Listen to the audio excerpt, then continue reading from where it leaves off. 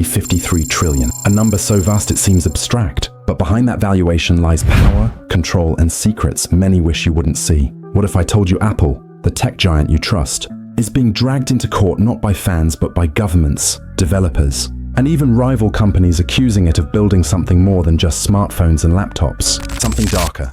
In the next 8 minutes, we'll expose the legal storms shaking Apple's empire.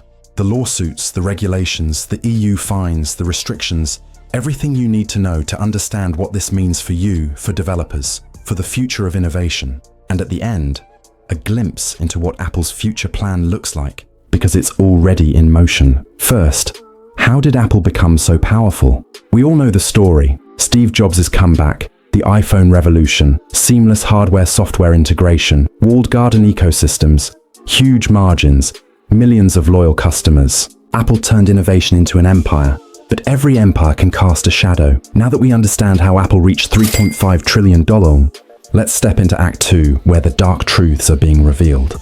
In March 2024, the US Department of Justice, along with 16 states, filed a sweeping antitrust lawsuit against Apple. The allegations: Apple has maintained a monopoly in the smartphone market through restrictive App Store practices, high in-app purchase commissions, blocking non-Apple digital wallets, limiting cross-platform messaging, and imposing technical roadblocks to competing services. In June 2025, a federal judge denied Apple's motion to dismiss the case, meaning the allegations are strong enough to go to trial. If these practices are found illegal, Apple could be forced to change its business model entirely.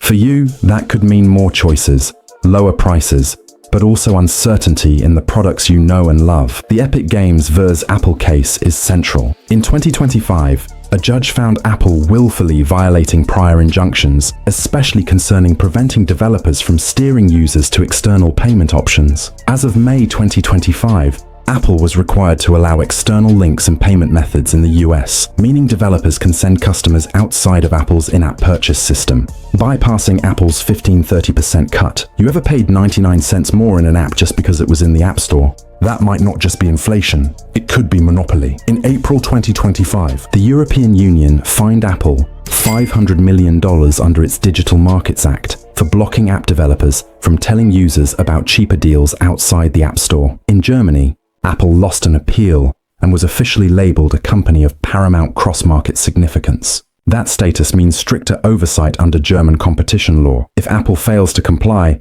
it faces massive daily fines in the tens of millions, regulatory control, and even forced structure changes. No company, no matter how strong, can ignore that forever. Another lawsuit hit Apple in early 2025, a case alleging it misled consumers by promising certain AI features would be available at product launch, but delaying them, what lawyers call false advertising. Apple also faces the Apple II lawsuits. More than 12,000 current and former female employees allege systemic gender discrimination in pay, hiring, and promotions. And don't forget tax battles. In September 2024, the European Court of Justice ruled Apple must pay $13 billion in back taxes to Ireland. Imagine buying a shiny new iPhone because Apple promises next-gen AI, but the AI is still in the factory.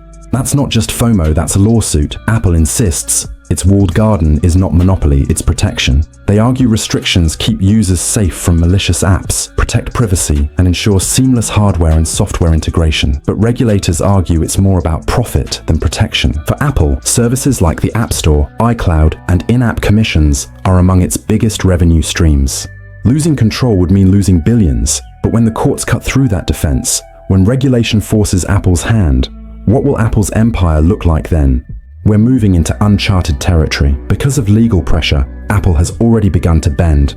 In some regions, it now allows external payment links, has modified App Store fee structures, and changed policies to comply with the EU's Digital Markets Act. In the US, the DOJ lawsuit could lead to forced changes in how Apple permits third-party apps, how it controls NFC for payments, and how much it charges developers. These aren't small tweaks. These are potential business model overhauls. For consumers, that could mean more choice, lower prices, and more innovation, but also less simplicity and possibly more security risks. For developers, it means more freedom and better margins. For Apple, it means fines, restructuring, and losing monopoly rents. But remember, Apple also has billions in cash, powerful lawyers, and die-hard fans. We are living at a crossroads. A moment when the power of big tech, something once thought unshakable, is being questioned. The billions in revenue can't shield a company from laws and the will of the public. What happens to Apple will shape the future of your phone, your privacy, your money, your freedom. If Apple is forced to open its gardens, the floodgates open to innovation we may not have imagined yet. Change doesn't come easy, but it comes when developers fight, when regulators enforce, and when consumers demand more. That's your role too. In a few months, the courtroom will decide how far Apple's empire will be reshaped. Will it survive largely intact and keep millions of users inside its garden? Or will it crumble, forced to open its doors? One thing's certain, nothing will be the same.